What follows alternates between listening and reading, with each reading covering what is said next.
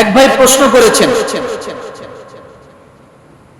হুজুর খরগোশের গোশত খাওয়া যাবে কিনা? কি প্রশ্ন বলেন তো, কি প্রশ্ন? উত্তরটা দিচ্ছি আমি। তিরমিজি হাদিস নাম্বার 1789, ইবনে মাজাহ হাদিস নাম্বার 3243, সহিহ বুখারী হাদিস নাম্বার 5535। তিনটা কিতাব থেকে আমি কি দলিল দিচ্ছি। সেটা হলো হিশাম ইবনে যায়েদ রাহমাতুল্লাহ আলাইহি থেকে বর্ণিত। তিনি বলেন, আনাস রাদিয়াল্লাহু তাআলা আনহু কে আমি বলতে শুনেছি, আমরা একটি খরগোশকে মাররাজ জাহরানে তাড়া করলাম। নবী সাল্লাল্লাহু আলাইহি সাল্লাম এর সাহাবীগণের পিছু ধাওয়া করলেন। আমি এর নাগালে পৌঁছে তা ধরে ফেললাম। আমি আবু তালহা রাদিয়াল্লাহু তাআলা আনহু এর সামনে খরগোশটি নিয়ে আসলে তিনি একটি ধারালো পাথর দিয়ে তা জবেহ করেন। তিনি আমাকে এর উরু অথবা নিতম্বের গোশত দিয়ে নবী সাল্লাল্লাহু আলাইহি সাল্লামের নিকট হাদিয়া হিসেবে পাঠালেন। কি হিসেবে পাঠাইলেন? তালহা ইবনে উবাইদুল্লাহ হাদিসটি বর্ণনা করেছে। আর আনাস রাদিয়াল্লাহু তাআলা আনহু তিনি বলেছেন যে আমি এই গোশত রাসূল সাল্লাল্লাহু আলাইহি সাল্লামের নিকট কি করলাম? নিয়ে গেলাম।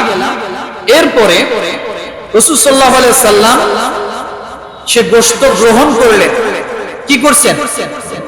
গোশত গ্রহণ করছেন, কিন্তু খাইছেন কিনা এ কথা হাদিসের মধ্যে বলা নাই। এখন গ্রহণ করা মানে রাসূল নীরব সমর্থন দিয়েছেন।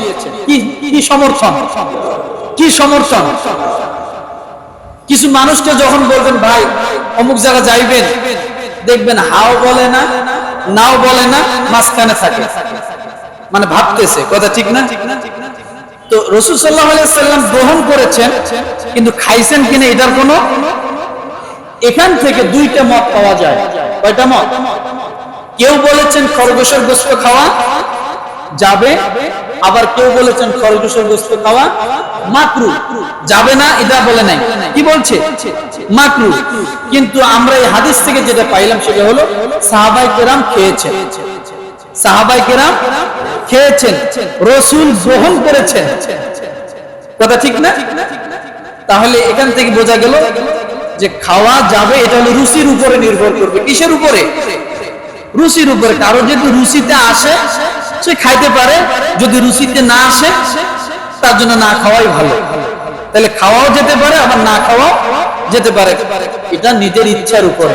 মনে থাকবে, আল্লাহ তাআলা আমাদের সকলকে সহি বুঝ দান করে এবং হিজরি সনকে স্মরণ করার জন্য তৌফিক দান করুন বলে আমিন। ওয়া আখিরু দাওয়ানা আলহামদুলিল্লাহি রাব্বিল আলামিন।